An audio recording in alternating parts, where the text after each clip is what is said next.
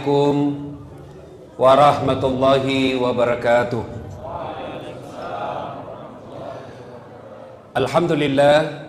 Alhamdulillahi rabbil alamin.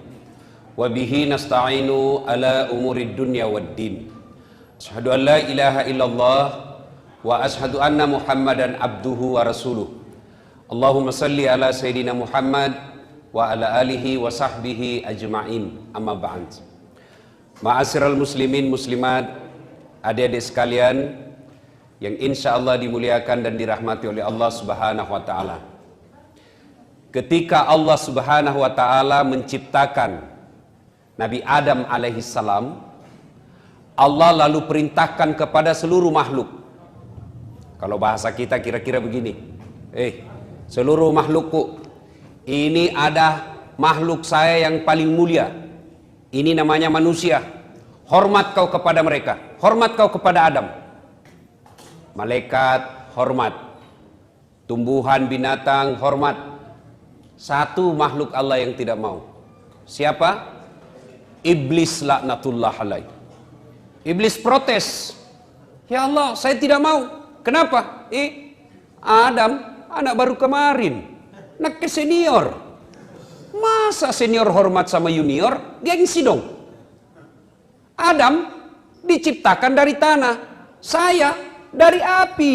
Unsur kejadian saya lebih mulia dari Adam. Dia aja nakke. Saya tidak mau. Allah lalu berfirman, iblis, kau sombong rumahnya. Kau sombong rumahnya. Kau tidak mau mengikuti perintahku. Keluar kau dari sorga ini. Diusir iblis dari sorga. Tapi iblis bilang, tunggu dulu Tuhan, tunggu dulu. Ada dua proposalku ini. Ada dua permohonan saya. Apa? Yang pertama kata iblis, ya Allah, berikan saya umur yang panjang. Allah berfirman, oke, proposalmu dikabulkan. Kamu tidak akan mati sampai hari kiamat. Yang kedua kata iblis, berikan saya skill, keterampilan, keahlian, kecerdasan untuk menggoda anak cucunya Adam. Gara-gara Adam saya diusir dari sorga, saya mau balas dendam. Saya mau cari itu anak cucunya Adam. Saya ajak dia untuk menjadi temanku, supaya dia menjadi sahabatku di akhirat kelak. Allah lalu berfirman, silakan, saya kasih kau segala kemampuan untuk menggoda anak cucunya Adam. Satu yang tidak boleh, jangan cabut nyawanya. Nah, sejak itu iblis dan bara tentaranya, iblis dan para pasukannya berusaha mencari teman sebanyak-banyaknya. Supaya ada temannya di akhirat nanti. Di mana tempatnya akhirat, adek? Iblis, di mana tempatnya? Sudah jelas neraka. Maka dia cari teman sebagai supporter, pendukungnya. Nah, tentu pertanyaan, siapa yang menjadi teman-teman setan? Inilah yang kita bahas pada taklim kita kali ini, teman-teman setan. Mudah-mudahan tidak ada di sini. Mohon maaf juga, 2 kali pertemuan kita tertunda gara-gara kesibukan saya. Ini juga hampir tidak jadi. Saya tadi malam dari Tenggarong sampai Balikpapan kurang lebih jam 2 dini hari, jam 4 ke bandara lagi Balikpapan, sampai di sini jam kurang lebih jam 9, langsung banyak acara. Tidak sempat pulang-pulang ke rumah, baru sampai lagi di sini. Surah saya sudah mulai lowbat. Ya, mudah-mudahan Allah berikan kesehatan. Nah, adik-adik sekalian, teman setan yang pertama, ini informasi dari setan sendiri. Dia bocorkan kepada Nabi Muhammad, mau kak kasih tahu kau siapa di antara temanku, di antara umatmu yang menjadi teman saya? Nabi berkata, bagus ini rahasia ini. Siapa itu? Dulu ada 10 temanku di antara umatmu. Nabi bilang, Nabi, kamasian nentu kau dong. Siapa-siapa itu? Yang pertama kata iblis, temanku yang utama, al-mutakhawilu bis-sholah, yang menganggap enteng sholat. Ya rona cule-culei sempajangi. Itu temannya setan. Mana yang dimaksud menganggap enteng sholat? Satu, sudah tahu hukum sholat wajib tapi belum sholat. Itu. Bagaimana hukumnya sholat? Wajib. Artinya apa? Dosa kok kalau tidak sembahyang kok. Kenapa paling belum pakai sembahyang? Masih suka ka botoro. Botoro Tommy, tidak Tommy sembahyang. 2-0 bos. Kalau sambayang botoro satu sama. Mana bagus satu sama 2-0? Mana bagus satu sama 2-0? Kalau saya 0-2, ndak botoro sambayang juga. Nah, itu yang dimaksud menganggap enteng sholat. Sudah tahu hukumnya wajib, tapi masih mereka tidak sholat. Termasuklah karakternya. Mau tahu orang yang menganggap enteng sholat? Ciri-cirinya, tabiatnya. Hilang uangnya 500.000. 3 minggu nak pikir. Mana bisa hilang itu? Batin aku simpan baik-baik. Di mana bisa hilangin uangku? 500.000 3 minggu dah pikir. Sekalinya datang omnya, pamannya. Kenapa kau nak dari tadi kau mundar-mandir di situ kayak orang kehilangan apa? Hilang uangku om. Berapakah? Limbi. 500.000. Dia bilang, aku pikir ini ku ganti. Diganti 500.000. Begitu diganti 500.000 tambah pusing. Apa anda bilang? Seandainya dah hilang uangku 1 juta nih. Ini orang begini. Hilang duitnya 500.000. 3 minggu dia pikir. Dikasih tambah bingung. Itu kalau uangnya hilang. Sekalinya sholat subuhnya lepas. Tidak hilang. Tidak dia pikir. Seolah-olah tidak ada dosanya. Ini kan banyak yang begini toh. Tidak sholat. Seolah-olah dia tidak merasa dosa. Berapa banyak kita lihat bos. Tidak sholat. Tidak terbebani. Dia takut sekali curi sandalnya orang di masjid. Takut sekali pegang ceweknya. Takut sekali tidak puasa Ramadan. Tapi tidak sholat, dia main-main. Tidak ada rasa dosa sama sekali. Itu temannya setan. Orang yang menganggap enteng sholat. Termasuk diantaranya menganggap enteng sholat adalah mereka tiba waktu sholat masih tunda-tunda. Hayya 'alas shalah. Sebentar pi. Sebentar pi. Bisa jadi nabi bisiki setan. Tapi yang lebih parah itu kalau teman tak. Kalau setan tidak kelihatan bos, gampang usirnya. Bismillahirrahmanirrahim. Lari pak. Tapi setan teman gaul tak. Siko sama ini. Talikannya ini. Nyawa soalin.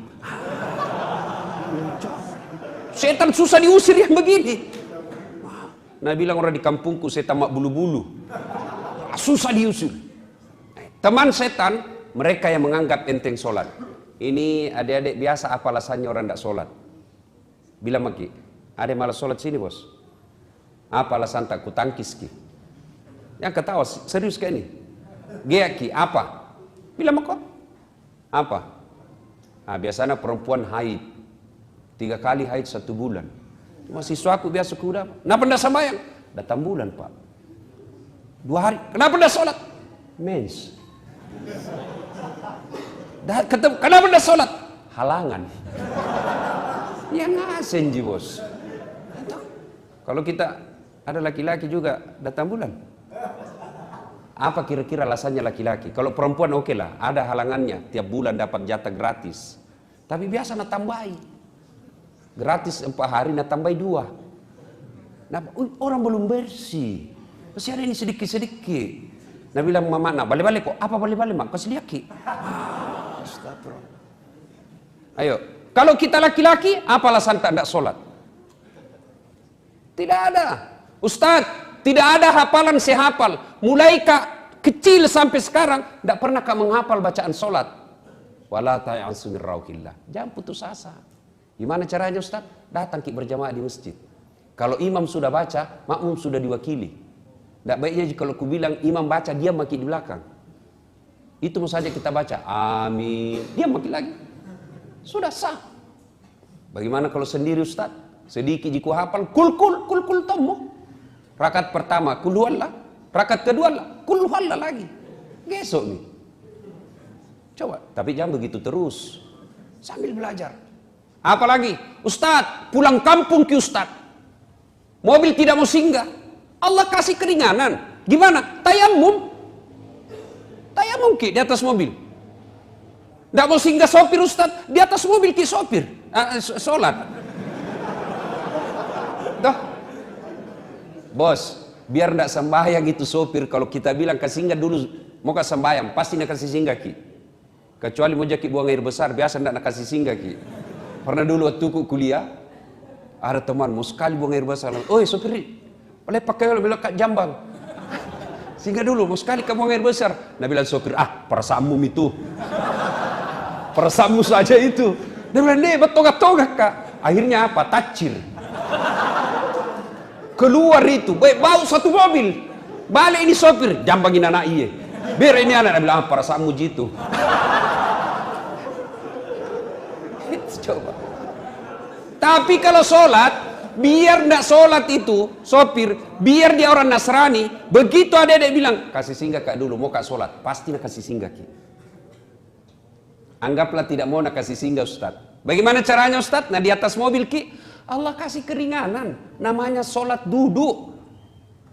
Gimana caranya? Supaya maki, anggaplah ini ya, tapi kasih teh dulu di samping tak. Siapa tahu dia tidak tahu kita lagi sholat. Sembahyang dulu nah, jangan kau ganggu kak. Nanti sholat kena kau biki. Nah, sudah sholat bagaimana? Sholat.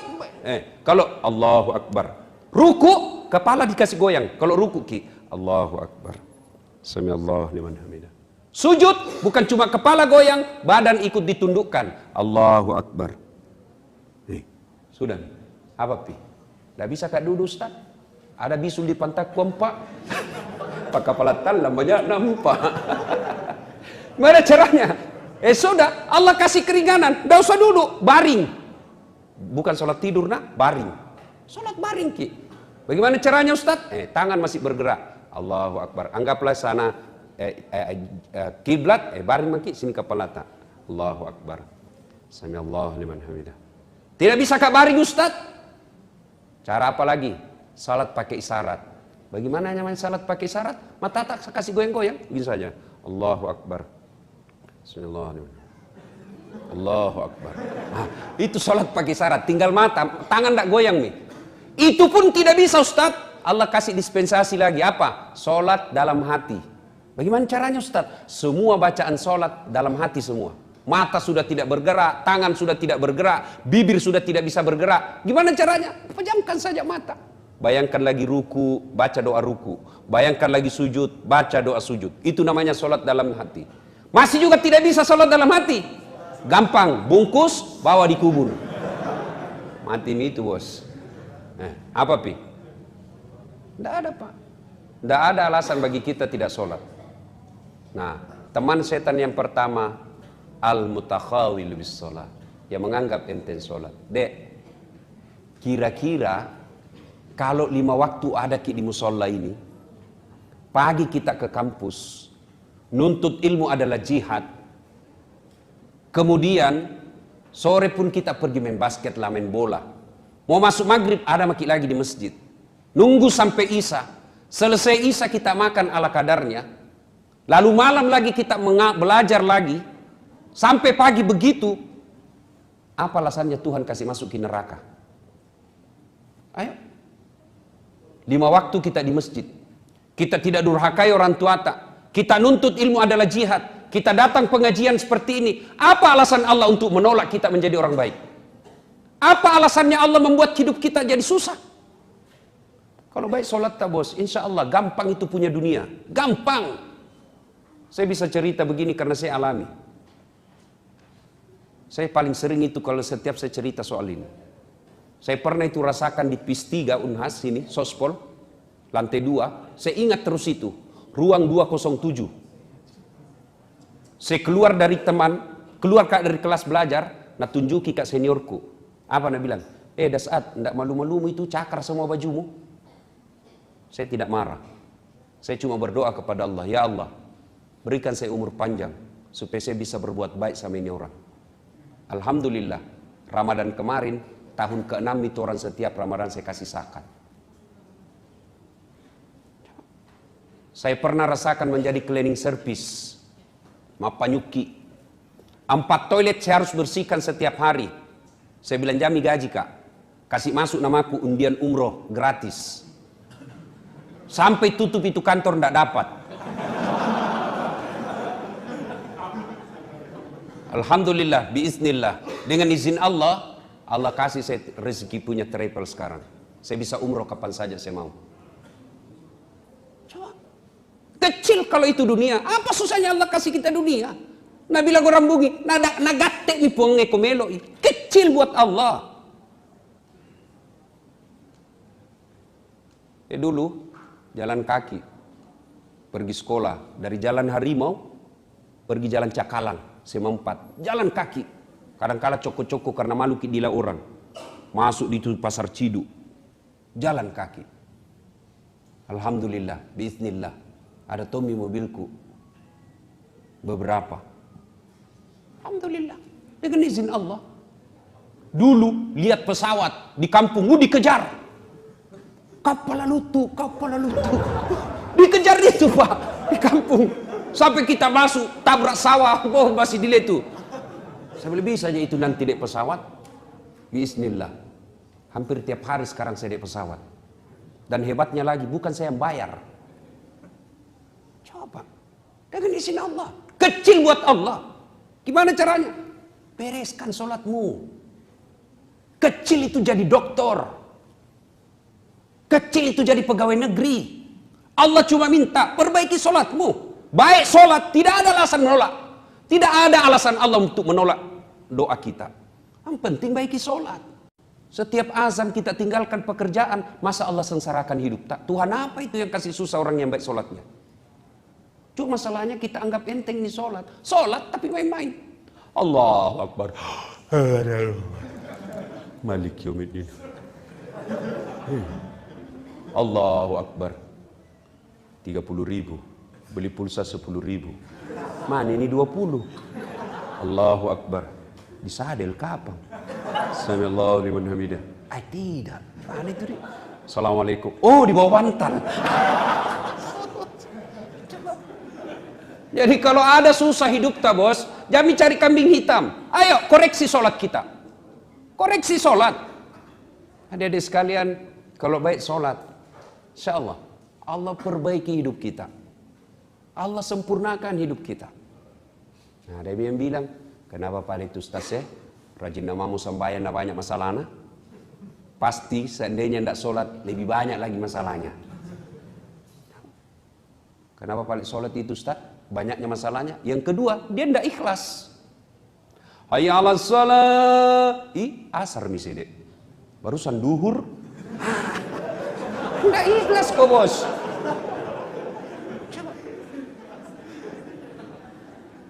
Sembahyang Ustaz, banyaknya susahnya. Yang ketiga, dia sholat tidak seperti yang Nabi ajarkan. Sholat itu tuh nak pakai futsal. Itu tuh nak pakai main basket. Itu tuh nak pakai masuk toilet. Nah pakai lagi sholat.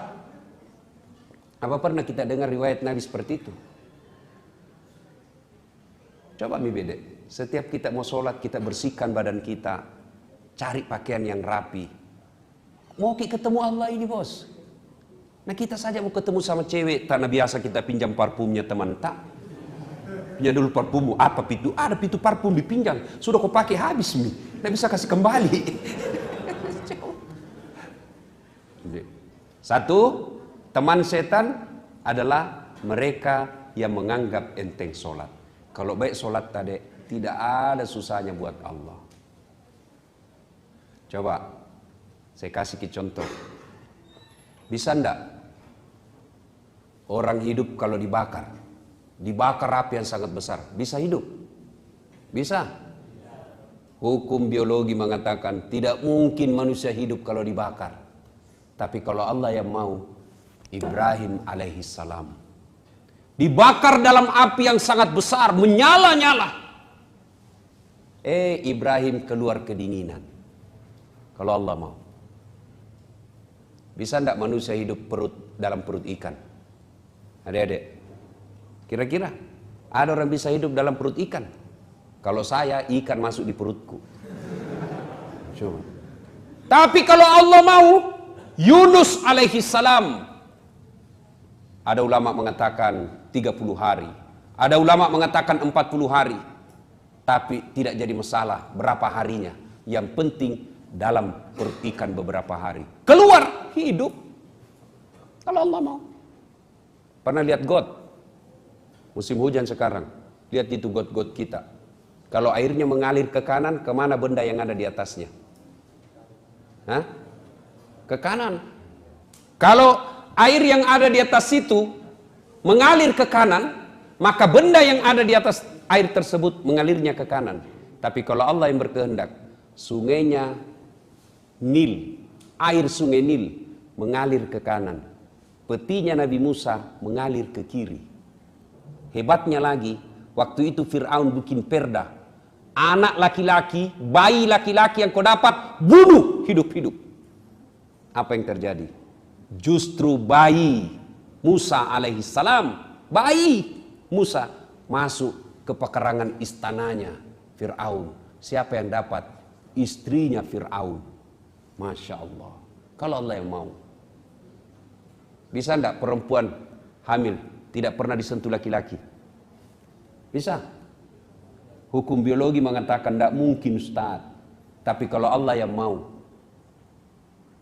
Siti Maryam, wanita suci, tidak pernah disentuh laki-laki, hamil melahirkan Isa alaihissalam. Cuma zaman sekarang banyak tomo saingan sama Siti Maryam. Hamil dah ada suaminya, beleng-beleng. Kalau Allah mau. Bagaimana supaya Allah mau? Perbaiki sholat. Adik-adik, perbaiki sholat. Ya. Tiba-tiba ditelepon orang tua tak, Ma, membayar kak besok. Kau tahu Mina, bapakmu pensiun Mi. Gaji pensiunnya untuk makan kami saja di kampung tidak bisa. Mengadu maki kepada Allah. Jangki mengadu di Facebook. Sekarang anak muda tempat curhatnya Facebook, Twitter, talekang. Apa ada di Facebook? Berdoa Ustaz. Sibuk nih Tuhan mau baca statusmu. Di mana orang berdoa Ustaz? Di atas sajadah. Bangun maki sepertiga di akhir malam. Nangis di hadapan Allah.